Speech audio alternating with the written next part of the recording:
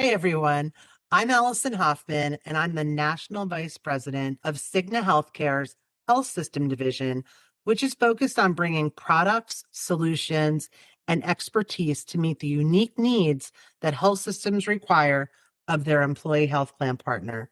Today, we are speaking with my colleague, Jason Youngblood, a licensed clinical therapist and a senior director and clinical leader for Cigna Healthcare's behavioral strategy, who will talk about where we are focused as it relates to healthcare worker behavioral health. Jason, it's so great having you join us. Your insight is always so inspiring. You've got some exciting things to share with our audience today, so let me turn it over to you. All right, Allison, it is always a pleasure to talk with you and to share some new things with our clients out there.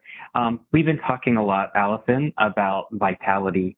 And last year, Evernorth, our health services division, did a study around vitality. And we've been talking a lot about it because it's a different way for us to consider somebody's overall health and well-being and how we can help them improve it.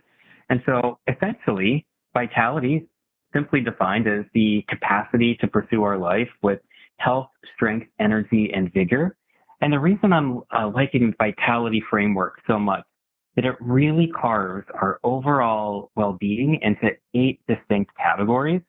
You know, I think when we had considered historically how to measure health, we looked at physical markers.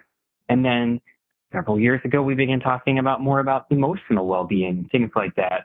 And vitality really paints a much more broad, holistic picture of what gives us energy, what makes us vital, and how that impacts our health, from physical and emotional to our occupational wellness and well-being, how socially connected we are, how financially sound we are, how intellectually stimulated we are, our spiritual health and well-being, and our environmental. So it's been a really great framework to have different kinds of discussions with folks out there, Allison.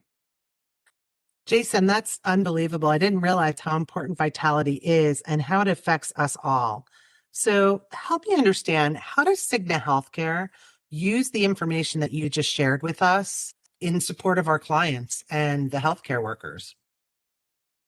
Yeah, absolutely.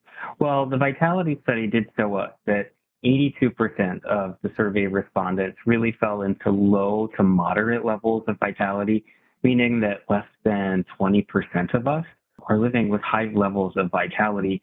That's important because workers with high vitality definitely tend to have the ability to have better overall health. They're more confident at work.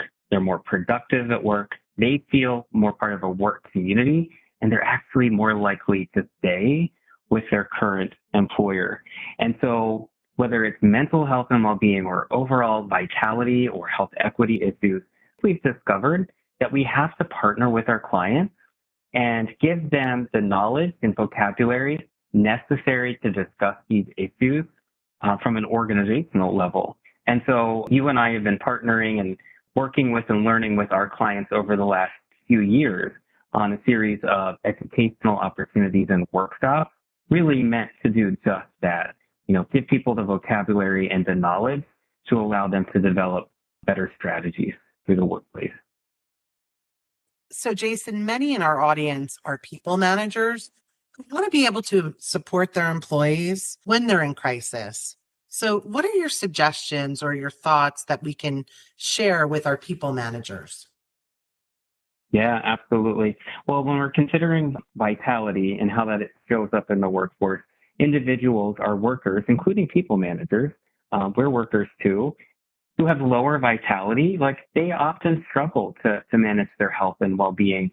They have higher levels of absenteeism and turnover.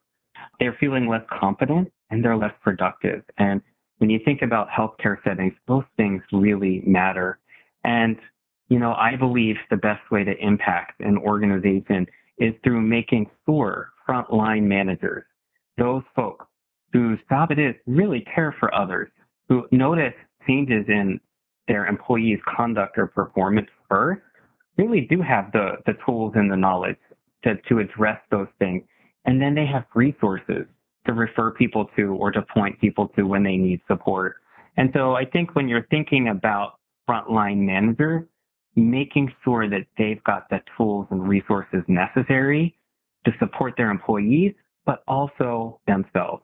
So thinking about things like our EAP programs out there that really give people managers the time and the place to share concerns, to get consultation, to take care of themselves, to be able to invest in work-life aspects of their life so that they in turn can do that for their employees. Essentially, frontline managers, I think, are the key. Jason, thank you so much for being with us today. And that brings our discussion to a close. Thank you all for joining us.